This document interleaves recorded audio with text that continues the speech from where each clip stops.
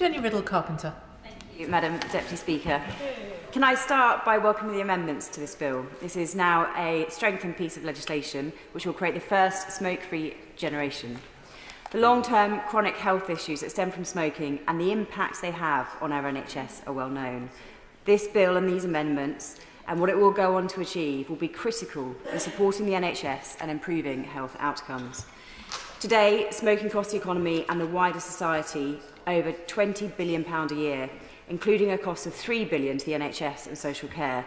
That's the equivalent to the annual salaries of almost 700,000 nurses or 500,000 GPs and over 500 million GP appointments.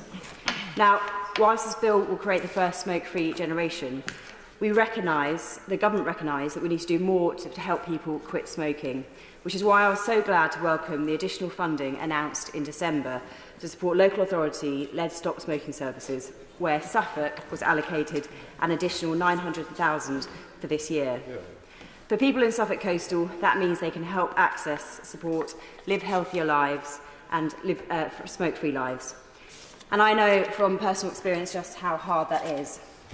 Madam Deputy Speaker, at the second reading of the Tobacco and Vapes Bill in November, I gave up smoking. I gave up smoking. I gave up smoking on that very day because I had just voted on the second reading of a bill that would mean my nieces and nephews would never legally be able to smoke. I've tried to give up smoking before, and the last time was just before the general election, so in truth I never stood a chance of being able to succeed. But I've only been able to succeed this time because I've moved to vapes. Now, there's a saying that's already been quoted in today's debate that if you smoke, vape, and if you don't smoke, don't vape. It's simple and it's true. Madam Deputy Speaker, I spoke in the second reading about the important role this bill will play in preventing young people from taking up vaping. The dramatic rise in children who've taken up vaping should be nationally recognised as one of the most concerning crises facing young people and children today. This new legislation will make it harder for young people to be drawn into vaping, and it will bring vape advertising in line with the current tobacco legislation, with a total ban on vape advertising and sponsorship and a consultation on the vape flavours that we all know are far too appealing to children. But, Madam Deputy Speaker, we need to do more. And I stand here now delivering this contribution. As I stand here now delivering this contribution, new products are appearing on the market that seek to exploit the loopholes in the upcoming ban on single-use vapes.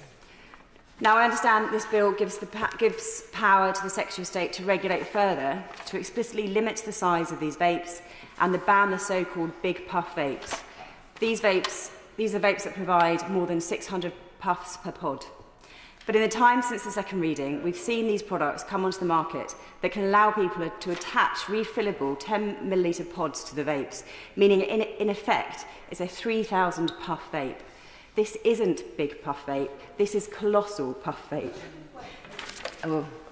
She's talking about refillable vapes.